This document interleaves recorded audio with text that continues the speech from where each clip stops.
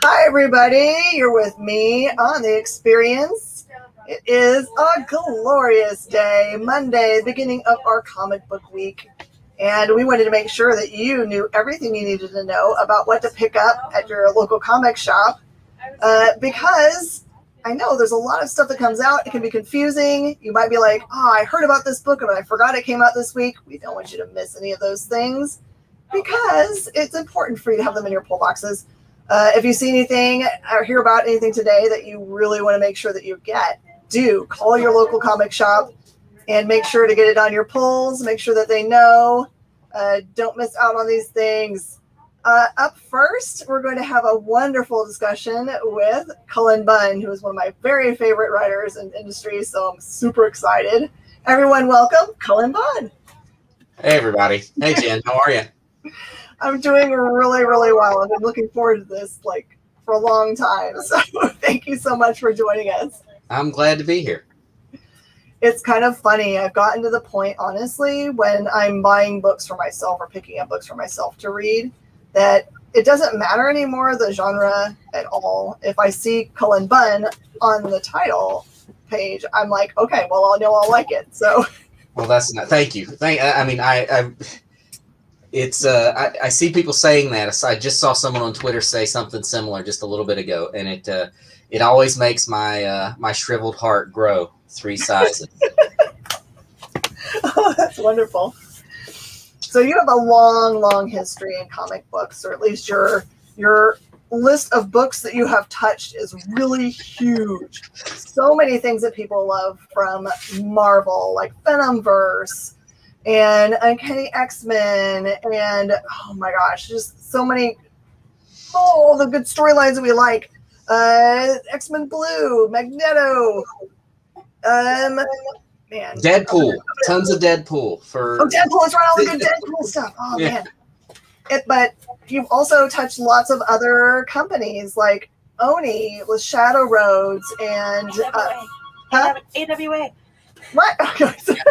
Right size, yeah, you're right. Yeah. And no lie, I on the daily poke Joe Pruitt and say, please tell me they're announcing Dark Arc. I want that to be on the screen so badly in my heart. Keep poking him about it. It'll eventually he'll listen. Mm-hmm. And then Dark Horse, Harrow County. Recently, Empty Man we get to see on the screen. Yeah. So your stuff is starting to pop up in development. What is it like to see something that you've written become something that's on the screen? Is it all like what you imagined, or they just go like they only slightly resemble what you had in mind? Well, it's a little bizarre. It's very surreal, and it never feels real because most of these things have been in development for years. And I'm always, in meetings, taking calls, pitching concepts, talking to producers, and we've gotten close on several things, have almost crossed that finish line, but it doesn't feel real when anything really does cross that finish line, and it's bizarre. And yeah, sometimes like Empty Man, for instance. I feel like the movie picked pieces out of the comic and put it in the movie, but it's really its own kind of story. I kind of feel like the Empty Man movie is just another story that's taking place in the comic book universe. It's its own little corner of that comic book universe, but it's gratifying and it's exciting and it's weird, especially when there are lines of dialogue that I wrote in the movie, and that's kind of, it's weird to see them spoken for the first time. Yeah. Did you get to do any kind of engagement with, talking about how it was going to look on the screen, or is it just that you didn't get to touch it at all? Every project's different. Some you're very involved in, some you're less involved in.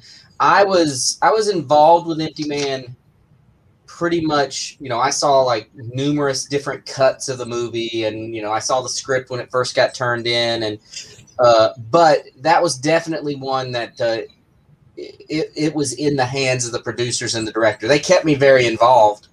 They did, but they definitely didn't have to. They didn't have to they didn't have to contact me at all about any of it, but they did, and I was glad that they did. You know, newer projects, I'm a little more involved now than Empty Man was one of the first things I ever sold. As far as it's definitely the first thing that's crossed that finish line.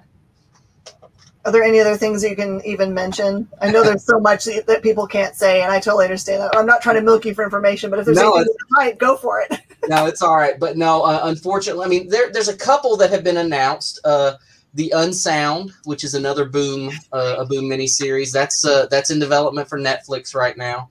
So that's the one that is, that I think is I'm trying to think what's been announced. I think the Unsound's the only thing that's really been announced in development. But there's all those wheels are always turning. So hope By the way, I can't use paper plates anymore because I've been psychologically damaged by Xerxes. Yeah, those paper plates were. Who knew that paper plates could be so creepy? I gotta know, how did you come up with that? You had a thought process, obviously. What, did you just see one day and you're like, let's use this? You know what? That's a great question. The answer, I don't know. I don't know where the paper plate thing came from. I really don't. I think I was thinking about crafts in that kind of setting. People doing crafts to channel their thoughts and things like that. And I just thought, well, wouldn't a paper plate be, an interesting mask? And especially if the mask moves, but the eyes don't, things like that. So I don't know exactly where that came from, other than I probably just thought this will be kind of creepy. and it was. If you guys have not picked up the Unsound, you absolutely should. It's Boom Studios, so it's easy to find. And the short pitch for it is, a nurse, I guess, shows up for her first day at work at this insane asylum, and she should have known better. As soon as she walked up to the front desk that was unattended, and what was laying there was like a syringe and a razor blade. No one around.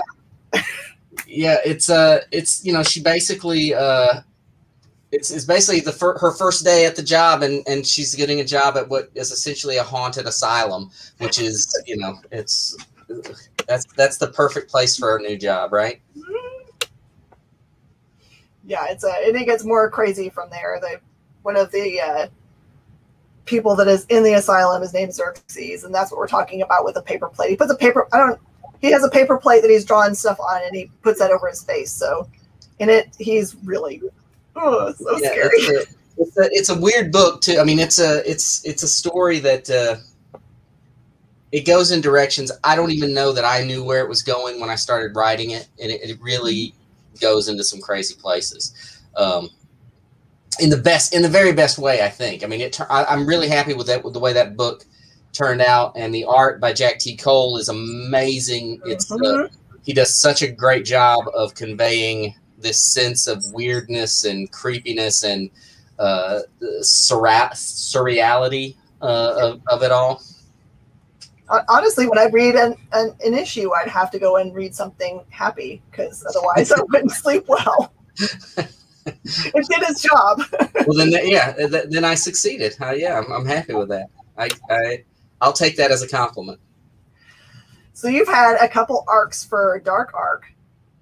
Is there a third arc that we might see? I hope. Dark Arc is, we had 15 issues in the original series. And then we did, After the Flood, which ran 5 issues. I would love to have another longer run on that story, because I think there's some interesting places I want to take it. And I think it'll happen. It's just a matter of when. When will that happen? Dark Arc's one that it's one of my favorites, and it's one that kind of haunts me because I haven't finished that story the way I want to. So fingers crossed. Keep bothering Joe Pruitt. He'll cave eventually. Trust me. He knows if I'm calling what thing I'm going to mention other things that I need, but then I always poke him about that. Good. You may not know this, but I own all of Aftershock's stock of Dark Arc. I actually did. I did know that. I have it in my back room, and just like Chuck Rolansky does or Rosansky does when he walks by all of his books in his giant warehouse at Mile High. I do that with your books. I just rub a the top dark off the arts. top. Nice. All right, I did want to talk about Beyond Mortal because it's a project that you're working on. I'm really excited for. So you're doing it interestingly as a Kickstarter. So what's the decision-making process for that? Well, Kickstarter is one of those things that I've done a few Kickstarters now, and I always feel like I haven't quite figured it out yet. I'm still trying to figure out what makes a great Kickstarter and what makes it work. With Beyond Mortal, Danny Lucker, who is the artist, and I are really introducing a completely new superhero universe. We're introducing dozens and dozens of superheroes and supervillains, and we have big plans for it. We'd like to see this become a big shared universe. I mean, we have numerous other stories we want to tell in that world with these characters. We see the potential of bringing in other creators to tell some of these stories, but we really wanted to keep control of it at this early stage and to really have complete control. Danny was very determined that the first issue we put out was going to be over 60 pages. And that's a tough one sometimes for a publisher, to bite down on. So we just said, well, let's try it with Kickstarter. I'm not saying it will always be a project. I mean, we have the first arc is 3 issues, 3 oversized issues, and those will probably be Kickstarter. But as I've done in the past with some of my other stuff, some of it after those issues come out, we may move it to a publisher and bring it out through like in trade, have them collect it, and maybe we'll move it. We'll see how it does. I mean, the Kickstarter is doing very well right now, and if you haven't checked it out, I think there's 16 days left in it. And it's like I said, it's a superhero world, but then these elder gods are coming in and intruding into the world, sort of like if the Justice League were to fight Cthulhu, and that's it's a superhero book, but it's also heavy, lots of horror influences in it. So, we'll see how it goes. It's I would like to keep a few Kickstarters going just because I can try different kinds of projects that maybe don't fit in the early stages. Does it feel like it should be in the brotherhood of other kind of like more violent superhero books, kind of like The Boys, and we see with Jupiter's Legacy and those kinds? So I could, it's definitely it's an adult, it's geared towards adult readership, but it's not what I don't think it's in the same subgenre as The Boys. It doesn't. It's definitely more because we wanted the superhero world to feel very much like the Bronze Age and the Golden Age superhero world. So we're not necessarily deconstructing the superheroes and trying to break them down into something else and turn them into more violence. But the horrors that are kind of intruding on them change the course of the story. So there's some violence in it, but it's not The Boys. it's definitely more, if you can imagine, like an Avengers comic or a Justice League comic, and then these horror elements start bleeding into it in a big way. That sounds awesome. So you said that we have got plenty of time left for people to join into that Kickstarter. Yeah, it's still got 16 days to go, and then and Danny's working on issue 2 right now, so we're forging ahead on it. If you ever want to talk to someone about master classes for Kickstarter, Dirk Manning, man. Oh, I know. Yeah, I know he has done some. I mean, I don't know how many he's done even at this point, but I know he knows what he's doing. So I think he should write a book about it, honestly. Yeah, it's just such a, even though the platform's been around for many years now, or it still seems very new, and getting it right and figuring it out is still I haven't done it yet, so eventually I'll figure it all out. Well, it also changes a little bit, right? I'm sure they put new functionality on there. Yeah, you know, they add new features, and you know, it's but it's you know, it's nice to some degree. I like being that involved in every stage of it, because when I'm running one of these Kickstarters, I'm you know, everything from the design. You know, I'm you know, managing getting everything in, making sure all the you know, all the pieces go where they're, you know, get where they're supposed to be, and getting it, you know, fulfilled and everything else. So it's nice to see all those. Sometimes when I'm just writing a comic for another publisher, you don't necessarily see all those moving pieces as readily. So it's nice to see those and remind myself every now and again how much is really going into one of these. Yeah, Kickstarter is one of those interesting things that for a while as a retailer, I didn't know how to think about it because it felt like circumventing us. But then I realized from watching Kickstarters happen that they really appeal to the super fan. So someone that already loves that creator can say, I was there and helped support this so that it actually, you know, was created. If you look at the total numbers of people that are supporting those, they are those core fans. And then it gets created, and then it is actually in the world. So it can be out there for people that might be a more casual reader, that especially when you have retailer levels for us to be able to buy, we can hand those off. Right. Yeah, I think that's probably, I was just talking to another creator a few days ago, and that's probably the thing that I really feel like, I don't want retailers to get lost in the shuffle when it comes to Kickstarters, and I don't know that we've really wrapped our head around it. There's not an easy, there's not functionality for it, really. That's basically the creators have to build something in and try to work with work with retailers on a, you know, more one-on-one basis, and that's fine. But it would be nice if there was a little bit easier way, you know, some way to make sure retailers are really supported in there. You know, and what, you know, what I do, because we will have numerous stretch goals. So there'll be stickers and, you know, booklets and all these things that can be added that are added into it. So when a retailer supports at one of the retailer levels, we make sure they get all that stuff too, so that they, you know, it's not just getting the book. You know, their customers can get everything if they don't.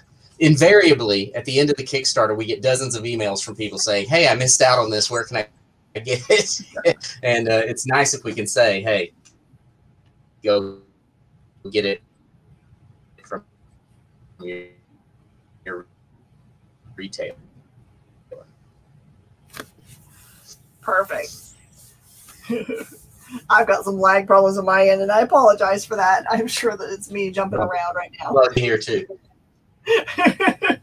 We'll just chalk it up to it's just we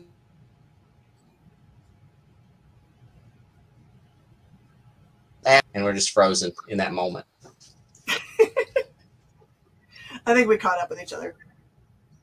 All right, I'm excited about talking about this book. It's part of a universe that I love so much.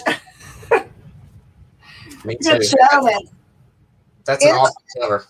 Oh gosh, it's so good. I don't kind of like flash it because I think it actually has nudity on it. Now that I think about it. Oh yeah, I don't. I guess it does. It's definitely one of the creepiest covers they have for it. It is. So, Valiant has been around for a nice long time. Had its big heyday in the 90s, and then was brought back up into the top by Dinesh Shambasani in the 2000s, and now it's under DMG, which looks like they're continuing this awesome, you know, bringing up of these characters and keeping them going. And I am so excited to see your take on Shadow Man, which comes from, there's basically two kinds of parts of this universe, and this is part of the dead side part of the universe, which has the darker things. It's more tied to things like voodooism, and I just got through reading the book. So excited that I got to read it early. So yeah, you know, it's been this is a book that's been in the works for a while now, because of it was supposed to come out a year ago, basically, and because of the pandemic, though, things got delayed. They didn't want to launch a book, you know, when comic shops weren't running as strong as they could. So it got delayed a little bit, but I'm fine. This week, it's kind of hard to believe. Finally, this week, the book will be out, and hopefully, I think people are really going to like it. It's like you said, it's part of Valiant's superhero, or it's part of the superhero universe, but it's definitely the darker, more supernatural side of that universe. It's got a lot more of the magic, a lot more of the monsters. It deals with the dead side, which is this flip side alternate reality where all the dead things go. And we have Shadow Man, who is sort of our last line of defense between the two worlds. He stands when things bleed through from the dead side into our world. Shadow Man is the guy that punches them back and sends them back into to where they're supposed to be. And even though this character's been around for a while, and this does follow the Valiant, the history of the character. It's not a reboot, but even with that in mind, I wrote this so that a new reader could pick this up and enjoy it without having to know a lot about Shadow Man. It's an easy entry point. You read the issue. It's even though there's an overarching story, there are hints at a bigger mystery and a bigger story that's going to unfold, but it's almost a standalone story in that first issue. And really, I'm trying as much as possible. The further we get along, it becomes a little more difficult to be complete standalone every story. But every issue is has a beginning, middle, and end, so that you could pick that issue up and enjoy it, whether you've read all the issues, none of the issues, one or two of the issues. I wanted it to be very easy to, with every issue, for someone to pick it up and enjoy it. But yeah, and I wanted it to be something that readers who haven't read Shadow Man could still get a kick out of this. And it's been a while since I've gotten to dive into the universe, because the last run of Shadow Man for us sold out so quickly that I didn't get a chance to finish it. So the question I have, this is just as a fan, is the Loa that's in this one, is this Loa been seen before, or is this new original? So Shadow Man's Loa, it's the one he's had for he's always been connected to, at least since the reboot, whatever it was 10 years ago when Valiant was relaunched. But the difference is that at the end of the previous Shadow Man series, Shadow Man kind of bonded with the Loa in a different way. So that kind of gave me an easy restart, because his powers have changed. He's a little more he's more connected to his to the Loa, but it is the Shadow Loa he's been with from the beginning. It's just sort of they have a new attitude and a new relationship with one another, which makes Shadow Man a little more powerful. He's got some powers you haven't seen before if you've been reading Shadow Man for years, and he can do some things he hasn't been able to do before. It's a wonderful universe. I don't know that it says in this issue. Do we know what city they're in? Well, it starts out in New Orleans, which is where Shadow Man's always been. That's one of the things this series will do. His stories have always been based in New Orleans. But in this series, the first issue is New Orleans, but then he's traveling all over the world. We're going to see Shadow Man in some very different settings for the character. So we're not sticking him in one place. He's doing a little more globe hopping. The other question is, are we going to see any other Dead Side characters that we're used to?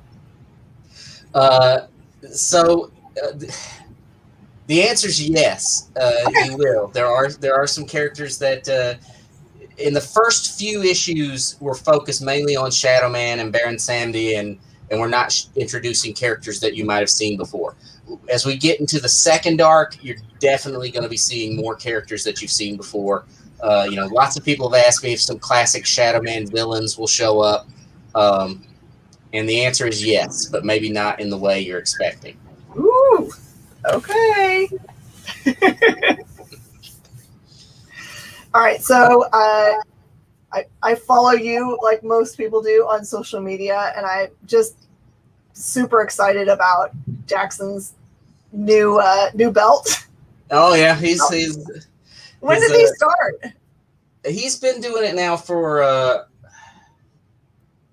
I guess it's been a couple of years now, or it's closing in on a couple of years. He's just a kid that when he focuses on things, he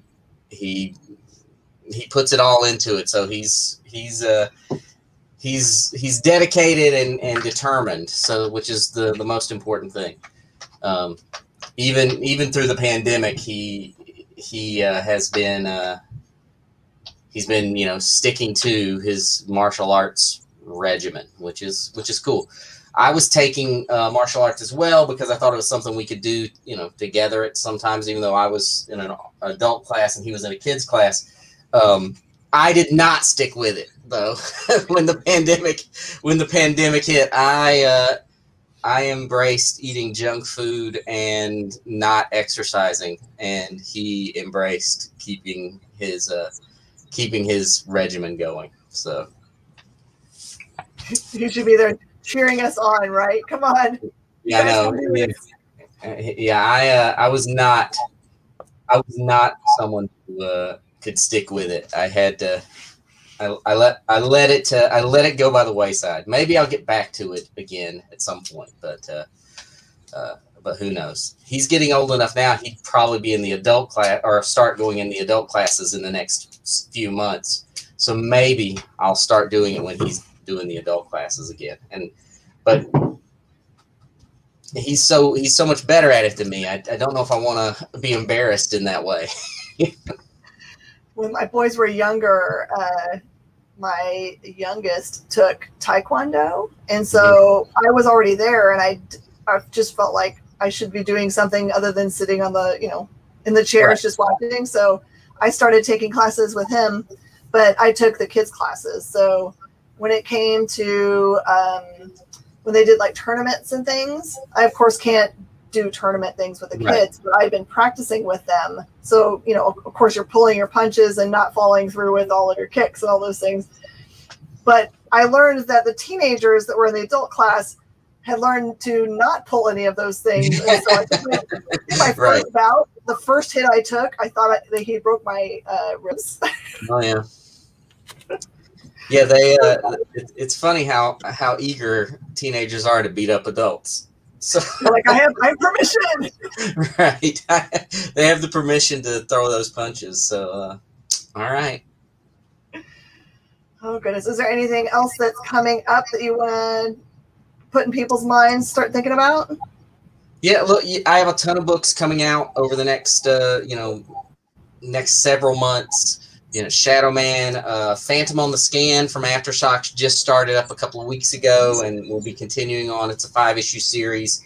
I have a book coming from Aftershock called Eden, which is a one-shot, like 40-something page graphic novel that I think is going to surprise people because it's going to be unlike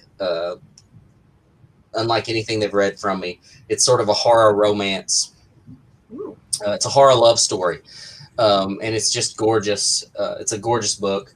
And then in July, I have a issue of Black Hammer Visions is coming out.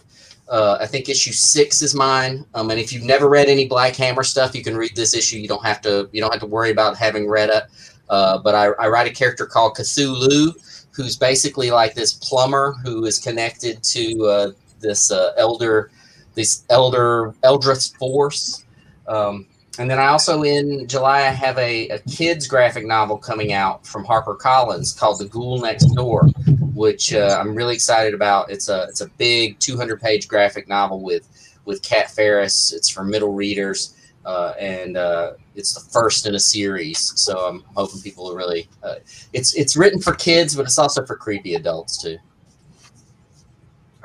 Did I read somewhere that it's already award-winning, or it's been recommended by libraries, or something that's attached to it already? Yeah, it's been recommended, from the youth library organizations and things like that. So that's pretty exciting. And yeah, I think it'll be like I said, it's a book that I think adults will enjoy. Even though it's for kids, because we're introducing an entire, we're introducing a little town, this creepy little town. It has this big history, and there's underground underground kingdoms full of ghouls. But for a book about creatures that eat dead bodies, it is for kids. So. Oh man, there you go. There's the pitch. You kids that want to watch it, make sure. Want to read it? Make sure you said that Cullen said it was okay. This is the kids' book for children who want to read about creatures that eat the dead. So. All right, Cullen.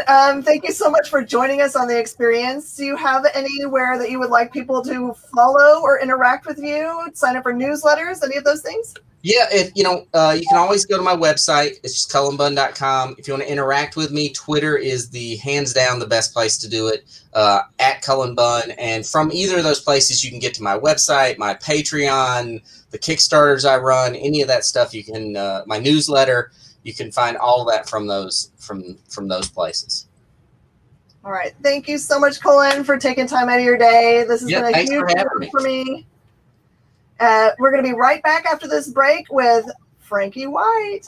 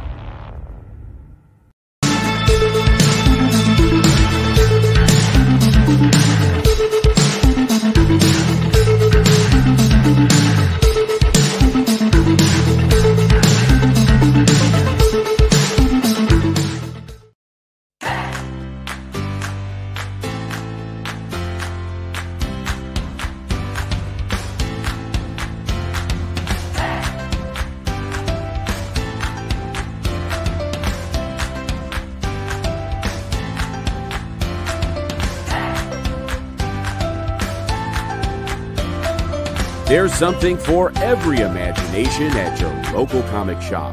Visit ComicShopLocator.com to find a store near you.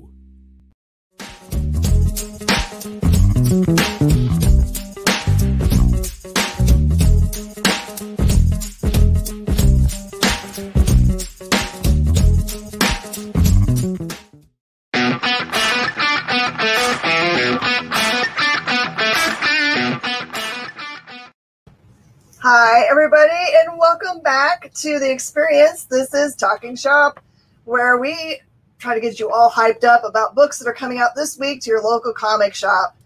One I've been looking forward to for quite a while is 20 Fists, coming out from Source Point Press. We have with us today Frankee White, who's going to tell us all about it. Hey, Frankee, how are you doing? Hey, how are you doing? I'm doing great. Oh, I like your background. Oh, thank you. Yeah, it's a tropical theme. This is my wife. She set this up, not me. Beautiful. So, welcome to The Experience. We're super happy to have you here. Thank you. 20 Fists is not your first work in comic books. No. Let's talk about some other cool stuff. It came out on a Wednesday. What was that? Sorry, I missed that. It came out on a Wednesday. You had a piece that you got to put in for Alterna Comics. That, I don't know if that actually released on, it came out on a Wednesday. We originally were scheduled to be a part of that back in the day, and we ended up pulling it out beforehand, and the piece grew into a much larger graphic novel that got released via Caliber Comics. Okay, so that's where it went to. Okay. Yeah, so Broken Bear, yes. This totally puts it together in me in a big way. I was like, I can't find it. Why can't I find it? Yeah, mystery. Yeah, it was a big mystery. No, yeah, it was supposed to be through them, and then we ended up pulling it out, and it became, instead of a 10-page short, it ended up releasing as a 100-page graphic novel, so much bigger overall. But if you're into dark fantasy, it's... Tell people a little bit about Broken Bear. What genre should it fit into? What do you like? Yeah, so Broken Bear is a dark fantasy. It follows the tale of a squire named Selm. And at the very intro of the book, she is presented with a Faustian deal, basically. She gets the chance to get what she most desires, but obviously it comes at a terrible cost. And the goal with that was to paint our hero in a sort of like negative light. So she makes a terrible decision to start the book, and she's going to spend the rest of the book trying to make up for it, basically. Oh, man. I can see why you couldn't fit that into 10 pages. Yes, yeah. So the 10 pages originally is basically just the opening sequence, and then it just explodes out from there. Mm-hmm. So Caliber Press, when did that come out? It came out, so it released last year, 2019, in September. So it's been out for over a year now, which is crazy to think about. But honestly, it was a great first release. That was my first thing that I released, like, through a publisher and everything. Being able to release a graphic novel and work with the team that I worked with, Adam Markowitz and AHG. They're like partners for life now because of that book. I hope to work with them forever. Did you do any like self-created work? Did you? Sorry, hold on one second. Sure.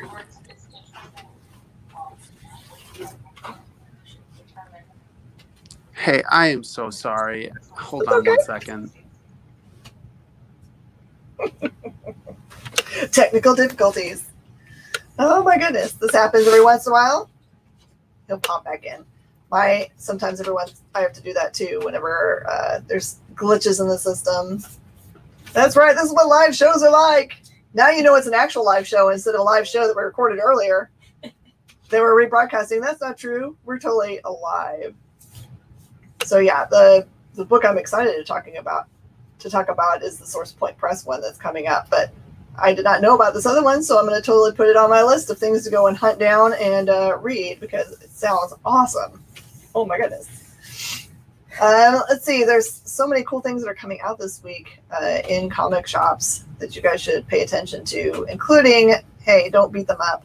There is this 8th print of Something is Killing the Children #1 that's going to pop up. Just know that there's a crazy gauntlet of things that you need to do to be able to get those. And don't be mean to your local comic shop because they also have to do the gauntlet of things. The gauntlet of things are, you have to have a little sheet of paper that came in the foil edition of Berserker #1 that says you have to have this piece of paper, and you have to have purchased a #1 from the local comic shop you're going to pick it up for, and you're supposed to be picking up a Berserker #2. So if you've done all of those gauntlet of things then, and get there before they run out of them, they will have this 8th print for you, and the 8th print is for freebie. So it doesn't cost you anything. You just have to do the gauntlet of Berserker. But see, you're making Keanu Reeves happy, so why wouldn't you do those things? Just think of it as a giant, like a search and find, in which you have to fill all of those things together to get the things that you want. Is everyone super excited to read Berserker #2? Because my mind is blown by the idea that is presented in #1. That we're just going to call him, I mean, I'm sure this guy has a name, and I know what it is, but I just call him Keanu. Because he's already going to play them in the movie and in the anime that's going to happen afterwards. So we can't call him that, I guess. But the idea that he's completely immortal and doesn't really know when his immortalness started. I mean, isn't that like already like a conspiracy theory that Keanu Reeves is immortal? Yeah. Yeah. So, I mean, it fits in. I wonder if he thought this through, because he did co-write the book. Mm-hmm. So I wonder if that was presented. It's like, how can I tell a tale in which I am myself? You know what I mean? Mm-hmm. I am myself, and I get to do the things the way that I normally do them. What else is coming out this weekend? You just got through looking through the list. No, Jenna did. Jenna got to what? Yeah. Well, we know Shadow Man for sure. Yes. Absolutely the Shadow Man. Actually, like I said, I have one that has this is a variant cover for someone else's shop, but there's a gorgeous cover of him Shadow Man coming out of a belly mouth, which is terrifying. Who thinks these things up? Honestly, who thinks this stuff up? So yeah, we've got. I think that they were saying that there's like a bajillion books back there to process this week, so I'm excited about reading them all. I don't know if you guys know this, but I also have a review show that I do on Tuesdays with Hannah, who's behind the camera over there, called Minute to Skim It. We've been doing it for years and years and years, probably at least 6. I keep on getting memory things from. I've been doing it for 5. I've been doing it for 5, so at least 6. We've been doing it for 5 together. Yeah. Hannah is very important. We also have a co-host every once in a while called Purr, but that's only if we shoot this show at my house. Which we haven't in how many years now? Oh, that's my cat. Not that you couldn't tell that with a name like Purr that was my cat's name. But it didn't matter what we were doing. We'd be in the middle of the review, and he somehow always figured out how to put his booty to the camera. So I guess his butt is famous as being a reviewer. But he doesn't actually do anything helpful except for walk on the books. So don't worry about that. But on Tuesdays, we do have a live review show that we put on. It's about an hour. And we try to be faster, but we never are, ever. We're horribly not fast. But they're also very not spoilery. So we're not going to tell you any of the spoilers, but it will give you a good idea of what is coming on in the books. And gives you just enough heads up on Tuesday night to be able to go and get in contact with your local comic shop. If you don't have a local comic shop, it's really easy to find one, even if you're traveling. You just need to go to comicshoplocator.com and put in your zip code where you are, and it will pop up all of the options for your area. And right now, because of COVID, I would also call ahead and make sure that the information that's there is consistent. You don't happen to have a way to give me the invoice, do you? I'm looking at it right now. Okay, good. Hannah's going to tell me some things that are coming out. That's what she's doing. She's doing the woo. Yeah. Yeah. Yeah. So crossover number 6. Mm-hmm. We've got some new number 1s. We've got I just had it. Oh, Helm Grey Castle number 1. Ooh, looking forward to Helm Grey Castle. Mm-hmm. Yes. Me too. My Little Pony Transformers 2 number 1. So this is the second series. Okay, so I know what you guys are thinking when she says My Little Pony Transformers Series 2. I know you're thinking that seems ridiculous, but they would not have a second series of something that did not do well. It did very well. As a matter of fact, the number 1 of the first series, I had to eat crow because I was like, this is going to be dumb. How in the world are they going to put these two things together and make them make sense? But they totally did. It was fantastic. Mm-hmm. It was so good. And I can't wait to read it the second. Let's see. If you missed Shavecraft number 1, second prints released this week. Oh, yes. Shavecraft was a big sellout. That's an image book. Mm-hmm. So you get to have a chance at second prints this week. And the second issue also drops. Oh, so there you can go. You can get your number 1 and number 2. Mm-hmm. Of course, Shadow Man. Let's see.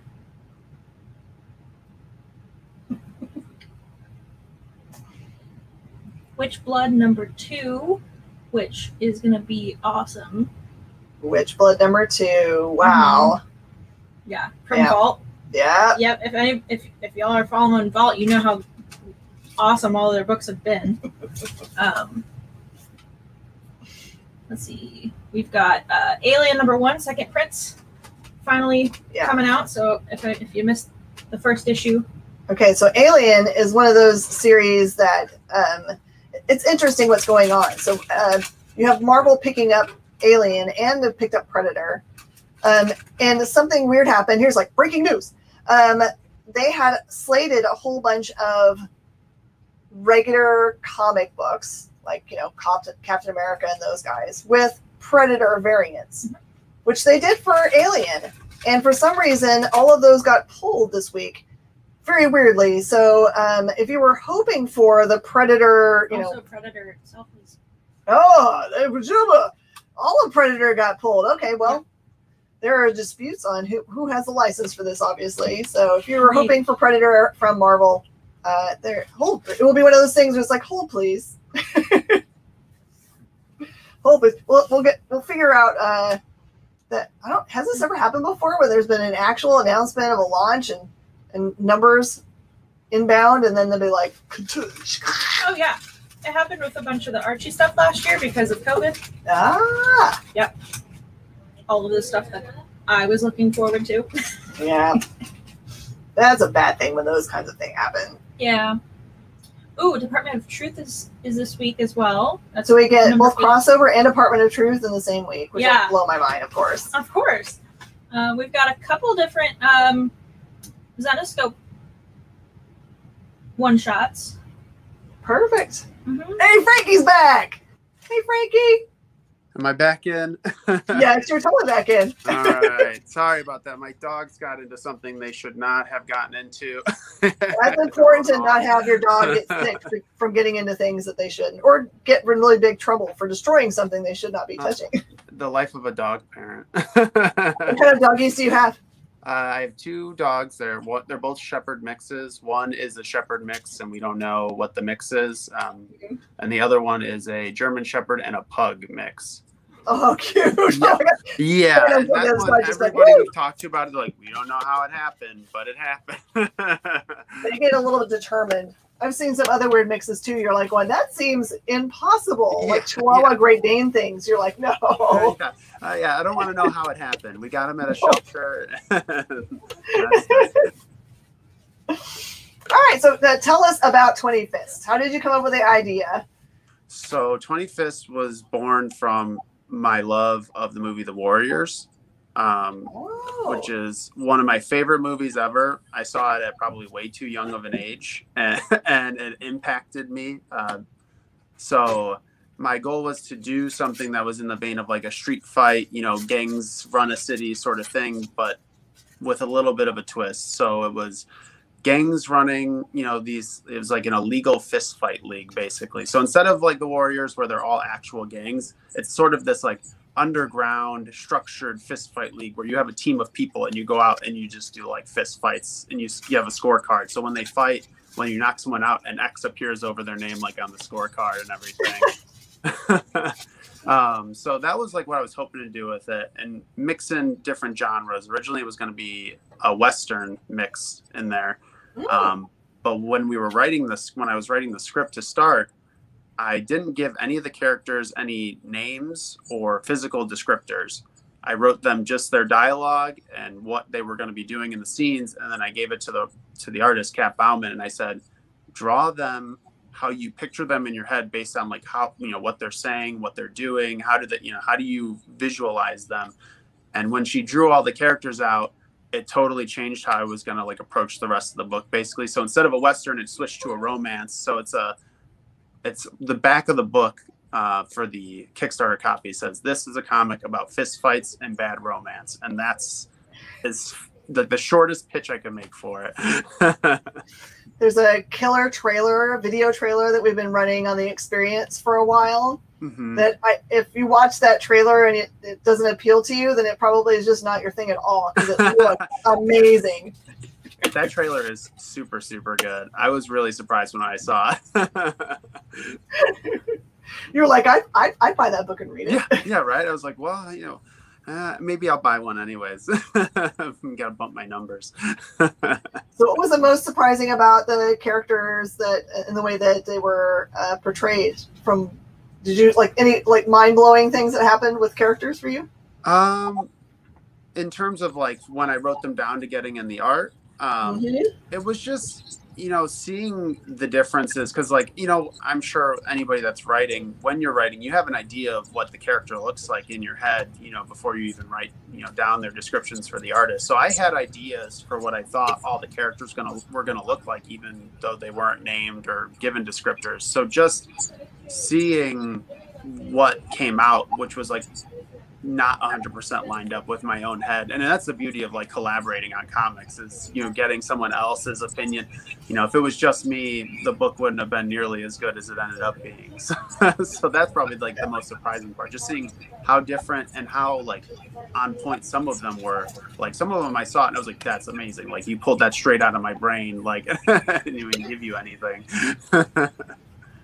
Okay, so obviously there's some kind of organization to be able to getting the fist fights together, because it looks like there's scorecards, so that's great. But is it like a formal kind of thing that everybody knows about, or is it informal, a la Fight Club, in which no one's supposed to know about it? They just pop up, you know, in back alleys. Right. So I would say it's a mix of the two. We don't go into heavy detail about like the organization that's running it all. It's just sort of spoken about via the two crews that are fighting. But fights can take place pretty much anywhere except for like designated like neutral zones. So it's not like Fight Club in the sense where everyone has to go underground and meet. Like fights happen, you know, at a playground. Fights happen at like an amusement park. Fights happen like they're at a park, and there's a scene in one of the later issues. They're at a park and the two main characters are talking. And while they're talking, they see another fight happening where like they're chasing this guy down and they grab him and they throw him into a pond. Like, so like it can happen anywhere at any time, but at the same time, it's still, you know, I would say, even though it's not said in the book, not condoned by the city it's taking place in. It's still an illegal fist fight league. Is there any kind of like social media like part of it that people, you know, like that there's followers that want to show up and record the thing? So it's funny that you say that. So that is actually, if fingers crossed, this does really well and I get to do any sort of follow-up, that's how the next part is going to start, is with a social media sort of like video of what's happening. But the people do have fans. There is a moment in one of the fights where people show up to watch them and they're cheering them on, and one of the characters is taken aback by it because they're new to it all and they're like, what the hell, like why are you here? Why do you even know what's going on? Yeah, right, exactly. Do they get like in wrestling or those kinds of things, do they get like, you know, like stage names, or are they just like, you know? No, so it's all everybody. Yeah, everybody's just themselves, and that's where the friction comes in, because at least with this take on the miniseries, it's two crews, and the crews are, even though they're enemies, they have history together. So the two like leaders of the crew, Billy and Shell, they're dating, or they're going through a breakup. So like they're tied together. Some of the people in crews have been friends with other people before they were in crews, and now they're fist fighting each other. So it's a little bit of, you're carrying all of your baggage with you into the fist fight. So you have physical and emotional violence at like the same time.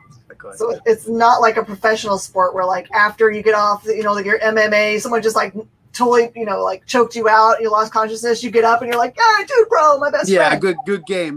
No, they're gonna, if you get your ass beat in one of these fights, you're gonna carry it with you into the next one, and you're gonna hold a grudge. There's beef. I like that. Okay, so in my mind, okay, go with me here. Because of the way you mentioned your inspiration, I totally envision a musical version of this. So that was my other take, was because when I was trying to like come up with the quick pitch, right? You either think, when you think of street crews fighting, you either go Warriors or you go West Side Story, and that you know. So in a world, if I was given an unlimited budget to make like a 20 Fists movie, yeah, there'd probably be some song and dance numbers. Score. Like a punk rock musical or something. Oh yeah. So do you have anything else planned coming down the pike? So right now the biggest things are 20 Fists release on Wednesday, and there's 3 issues for that, so that'll be April, May, and June. I also have another book that's releasing. I think pre-orders are up April 28th, so also this Wednesday, for a new book called Starless Daydream, and that is a mech narrative zine. That's what I'm calling it. That's not like a real term or anything, but I basically got like 30 plus artists together to help me tell the finale to a mech anime that like never existed. So every artist gets like a page or two, you know, and it's either sequentials or pin up, double page splash. There's like text pages that like fill in background detail and stuff like that. And that is dropping. I think it'll start shipping out at the end of April. And who's that through? That's through Dauntless Stories. They're like brand new. So you can find them on Twitter, or their website's dauntlessstories.com. They have Starless Daydream and then another book, and then they have like a cool green light system where they let you know what's coming up, and you can like buy it in advance, like a pre-order, but it allows you to see like making of stuff. So in some ways it's like their own take on their own Kickstarter, which is kind of neat. You get like an in-depth look at everything that's going on as it's happening. That sounds like fun. Tell me the name of it one more time. Endless. So the book is Starless Daydream. Starless Daydream. Yeah, and the publisher is Dauntless Stories. Dauntless Stories. Okay, I can remember Dauntless. Now that I've said it 3 times. right. Sometimes even then I can't remember that stuff. It's gonna be hard for me to remember. Except for I've got a friend on the other side there is gonna like make sure to write it down so I go and find it. There's so much right now like that. For retailers, the difficulty level's gone way up because we went from having one distributor, right, which was great for lots of years, but now there's lots of ways to get books that are different than that, and it's just a matter of finding time in our days to like to hunt them down and lock them down. Go through all their catalogs and order everything. Yeah, that I can't imagine that's easy. That would take so much time. I actually do way better. Who's with everybody? Because right, I assume most people are shipping out through different. Not everyone's used. They're all using different, distributors now. It's not. I do way better. Actually, just communicating with creators now. Straight, yeah, right. Honestly, that like I feel like there's been like a huge Kickstarter and Indiegogo boom. And that's made it so much easier for creators just to reach out directly to shops and just be like, hey, I've got this going on. It's a new era. Yeah, it's probably, if you had asked me 3 years ago if Kickstarters would make sense for retailers and be like a real way to do things, I would have been like, I don't know about that. Now I totally get it. Yeah, I mean, easy enough to add another level for us. Right, exactly. You just add a tier in that has a good deal, and and then you're good to go. Frankee, where would everyone follow you on social media? Where do you like to interact with folks? The best place is Twitter. You can find me at Frankee, and that's Frankee with 2 E's _white. I'm on there probably way too much, to be quite honest. So that's the best place to find me. I also have an Instagram, and it's the same thing, but instead of an underscore, it's a period, Frankee _white. But that I hardly post any comics stuff because I'm a writer. It's a little bit harder to do that. So it's mostly just pictures of my dogs and stuff like that. So before we came on, I have a social media person because I don't have enough time to do all of the posts. So she was standing over here and she was like going, oh my gosh, the doggies. Yeah, that's basically all my Instagram posts is like pictures of my dogs. And like if I'm lucky to have new art coming in and I can share it in advance, like that's it. That's all it is. So there you go, everyone. You need to totally follow Frankee White on all the socials so you can get your doggy fixes. Because there's nothing ever going to be bad about getting doggies pictures. Definitely not. Jennifer's making comments right now. Cutest puppers. I'll let them know. Anything else you want to shout out in the last couple seconds here? Not off the top of my head. Go by 25th, please. Fingers crossed, so we can. I'd love to get everyone's opinions. If you do buy it, hit me up on Twitter and let me know what you think about it, because that's like the whole reason we make them. I don't want to have them come out in stores and then not hear anything about it. So if you read it, please let me know your thoughts. Well, the only reason it wouldn't be reviewed tomorrow on Minute to Skim It is if, because I'm on a new program with Source Point Press in which I get my books directly from them. So the only reason I wouldn't be able to review it is if that didn't come in yet. But I will try to find a way to get that review on for you so that everyone can get a kind of like a little, like a opinion piece, heads up about what it's about, even though I can't imagine it. I can't imagine anyone being like, nah, that doesn't sound like fun. People punching each other in the face. if you like fist fights, if you like romance, if you like adventure and action, I tried to cover as many genre bases as I could in it. I'm so excited to read it. Thank you so much, Frankie, for being willing to come on and hang out with us here on The Experience. Hey, everybody, do not leave. Do not run away. Don't go anywhere, because coming up next, it's time for Mishmash. Thanks, Frankie. For me.